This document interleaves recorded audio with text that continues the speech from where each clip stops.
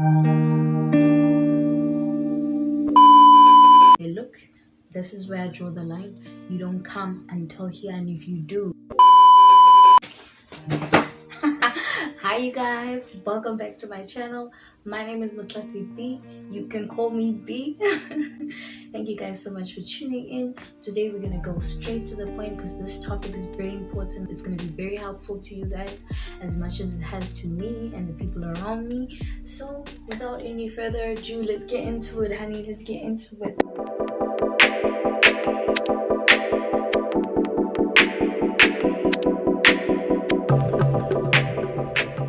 What it is to be an empath, characteristics of an empath, and towards the middle of the video we're going to talk about the tools that you need if you're an empath, because it can be a very difficult job, honey. On this video I'm going to help you navigate how to handle the good with the bad. All right, so the first characteristics of what an empath is somebody who's supportive.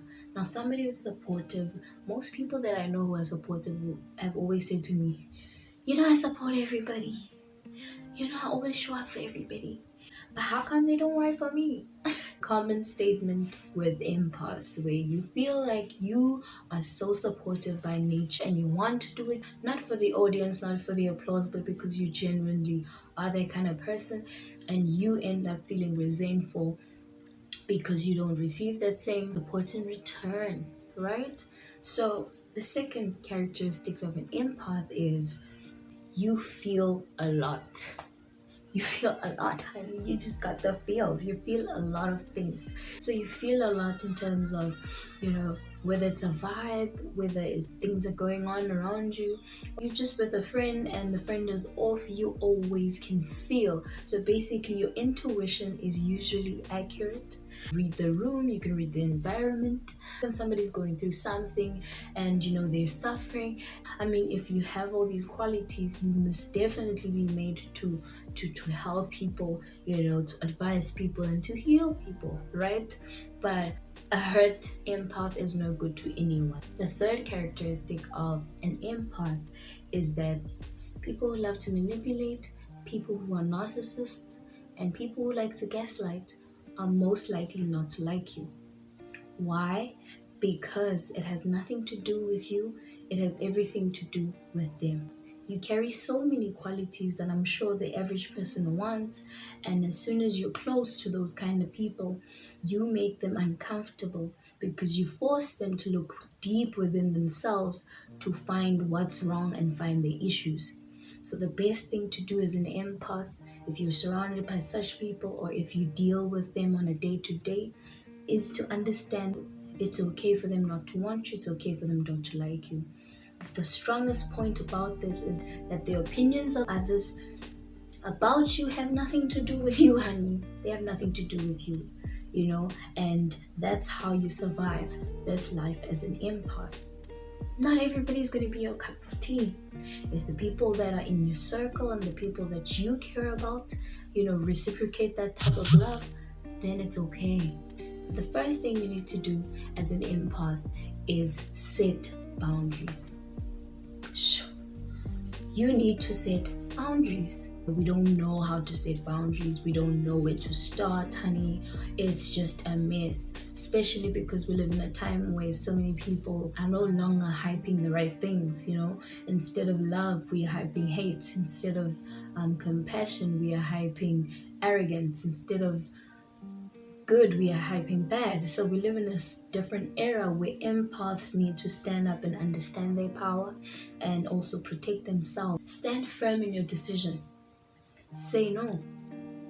In love, you know, somebody said affection says yes, always says yes, but true love sometimes says no, and it's okay. The thing about setting boundaries is you can set a boundary and say, look, this is where I draw the line. You don't come until here. If you set a boundary and then somebody jumps it, and then what? And then what? You need to give consequences for whoever it is that crossed that boundary. And people, as I mentioned, manipulators, gaslighters, narcissists, all these people do not like boundaries. The moment you set a boundary, And that's why you find that many empaths are emotional, many empaths are depressed, they have anxiety and all these, things that are happening now. It's usually a result of being an empath because you give yourself to the world, and unfortunately when you realize that the world is not as you thought, then you start to go into depression and things don't go well. So the best thing for you to do is to never care about what people think as soon as you've set that boundary in place, because at the end of the day, you understand that boundary is there to preserve your positive energy so that it can help people that genuinely want to be helped, and you can share that energy with the people that are in your life that deserve that energy the most. The second thing you need to do as an empath, understand that you cannot help everybody. You can't help everybody, honey. You can't help everybody. It's impossible. You are not God. You are not Jesus. You are not Allah or whoever you believe in. You are a human being, and at the end of the day, your vibe matters. Your mental space matters. Your feelings matter. Where you are matters, and therefore you need to prioritize yourself, because as an empath, you are called to the world. You are called to help people. You are called to motivate people. You are called to support them and do all these wonderful, beautiful things. But as they say, you cannot help other people if you are sick. You cannot heal people if you yourself are sick on the inside. So at the end of the day, you are no good. You are of no good to them. If there's somebody that is in need of help, refer them to somebody. That is why we have social workers. That's why we have psychologists. That's why we have motivational speakers.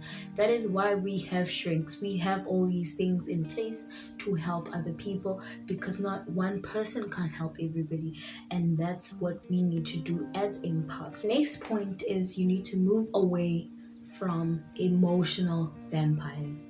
You're out here, supporting, advising, loving, being kind and doing all these things that you're so good at.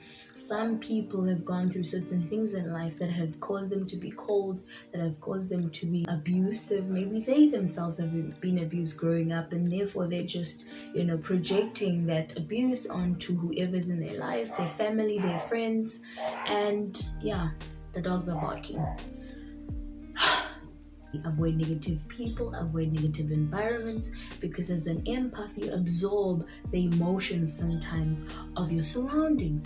So therefore, make sure that the places you go to, people you interact with, the things you do are always positive, because at the end of the day, you being an empath is a gift, and this gift needs to be nurtured. This gift needs to be taken care of. This gift, honey, needs to be protected at all costs. That is why I have these points to help you out. And if you guys are liking this video so far, please comment, please like, please share, and help the sisterhood grow. So the next point is understand that being an empath is not a curse. It's not a curse. It is a gift. And unfortunately, because you're an empath, you will attract certain things and you will experience certain things, but it is not a curse, honey. It is a gift. Why do I say it's a gift? You have the opportunity to help people. You have the opportunity to go the extra mile. I mean, we're all here on earth, I believe, to make a difference. And as an empath, we've discussed all the points, and clearly that is people that are making a difference, and therefore never look at it as a curse. It only feels like a curse because you're handling it the wrong way. But if you follow these steps, set boundaries, understanding that you can't help everybody, and moving away from negativity, and obviously knowing that it's not a curse, then you should be fine.